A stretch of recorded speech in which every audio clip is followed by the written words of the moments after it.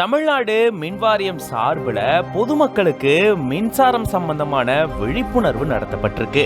December மாதம் 2ஆம் வாரத்தில் 14ஆம் தேதியிலிருந்து 20ஆம் தேதி வரை மின்சார சாலையில விழிப்புணர்வு சம்பந்தமான பலகைகள், நோட்டீஸுகளை பொதுமக்களுக்கு கொடுத்து இப்படி விழிப்புணர்வு நிகழ்ச்சியை நடத்தி வந்திருக்காங்க.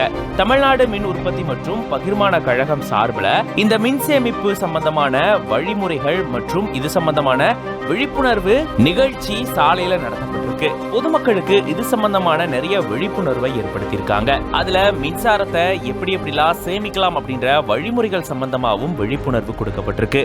குண்டு பல்புகளுக்கு பதிலா திறன்மிக்க LED விளக்குகளை பயன்படுத்தலாம். தேவையற்ற நேரத்துல மின் விளக்குகளை அணைச்சு வைக்கலாம். ஏசி மின்வெப்ப அளவுன 24 டிகிரி செல்சியஸ்க்கு அளவு வச்சு உபயோகிக்கலாம். இப்படி பல வழிமுறைகளை சொல்லிட்டு இருக்காங்க. இந்த மாதிரி துண்டு சீட்டுகளை கொடுத்தும் விழிப்புணர்வு சம்பந்தமான பலகைகளை காட்டியும் பொதுமக்களுக்கு இது சம்பந்தமான வழிமுறைகளை சொல்லி இருந்திருக்காங்க. குளிர்சாதன பெட்டியினுடைய கதவுகளை அடிக்கடி திறக்கிறத தவிர்க்கணும். நட்சத்திர குறியீடு கொண்ட வாட்டர் ஹீட்டர்களை பயன்படுத்தவும், பயன்பாட்டில் இல்லாதப்போ மின்சாரத்தை துண்டிச்சிடணும். துணி துவைக்கும் இயந்திரத்தை பயன்படுத்தும் பொழுது முடிஞ்ச வரைக்கும் முழு கொள்ளளவுடன் பயன்படுத்தணும்.